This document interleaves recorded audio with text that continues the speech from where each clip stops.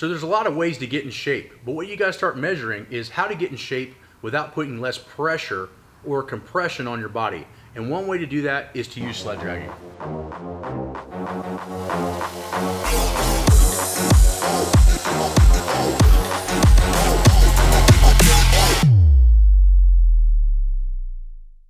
Sled dragging does a lot of different things, but the one big thing that it does is it increases general physical preparedness.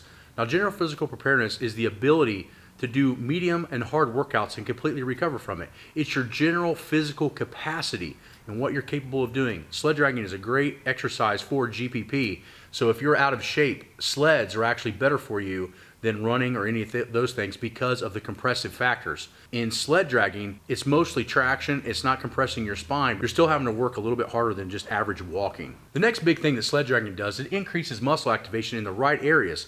And what are those right areas? Well, the one big thing is glutes, okay? Glutes are a big issue because a lot of us have a sit-down job, so we're on our glutes all day. We deactivate them by sitting. So when you just hop out of a car or things of that nature, kind of like what I deal with my firemen, they're sitting in an ambulance or a fire truck and then they're sitting and then they hop up and have to do work. The glutes tend to be kind of turned off.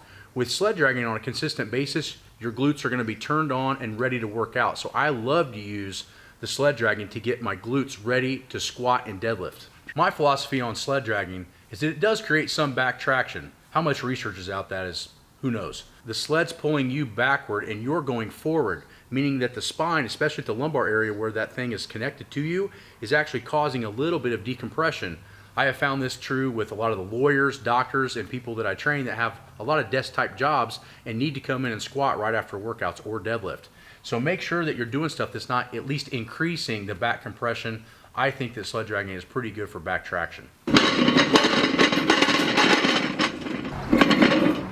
So when doing the sled, you want to use a really fat toe strap. This is just a toe strap you can get at like a car place, you know, for towing cars or any of that nature. You want to get something that's pretty fat so it doesn't dig into you. The next thing you want to do is put it right at where your hip sockets are. This is going to keep a lot of stomach pressure off and put it right where you need it. Now, the big thing you see people mess up with on sleds is the fact that they're not trying to walk through their heels. So what you want to do is when you're walking, you want to stay on your heel and almost pick your toe up in your shoe.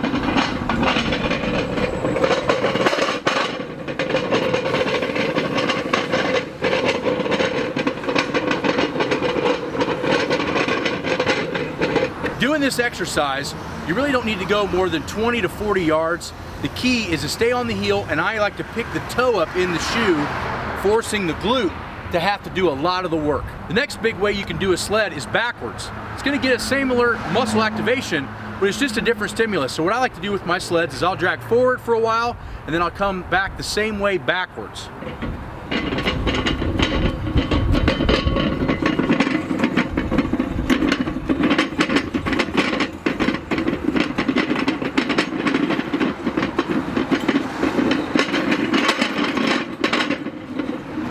The trick with this is always staying on the heel. Another big trick is your feet. So sometimes I'll do it with my toes straight, I'll do it with my toes out, or I'll do it with my toes pigeoned in. The trick is that when you see people doing sled work, they do it the exact same way, the exact same tempo, with the exact same foot placement all the time. The trick is changing it up. So another way I'm going to show you to hit more glutes is to widen your stride.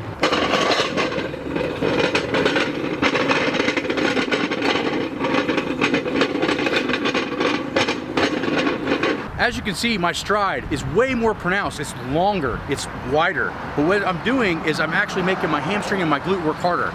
So I'm gonna show you a bunch of the different variables and the ways that we do this. You see a lot of people doing lateral movements. This is one of the greatest things to do for lateral movements, which is actually walk sideways. The trick is though, is don't lead the toes. You wanna keep the toes pointing the way your face is pointing. So when I'm walking, I'm not trying to let my toes go like this. That's gonna make it a leg exercise. If I keep it this way, it's gonna be a lot of glute and a lot of hip. As you can see, pulling it sideways is a lot harder than pulling it forward. But if you have issues with your glutes, hip sockets, or getting some more muscle in here for help on the bottom of a squat, lateral walks with the sled just might do the trick. Did you know that there's also exercises you can do with the upper body? go on the Winning Strength Patreon channel and we'll show you more on what to use with this simple tool to get stronger. I use the Ultrahuman BCAAs when I'm training, both pre and during training, to make sure that my energy level stays super high while I'm getting fatigued or while I'm in a calorie deficit. So in closing, make sure that the sled work is done on the heel. Make sure that you change the pitch of your foot, and make sure you change the exercise angles in which way you're trying to drag the sled. The wrong way to do something is the same way all the time.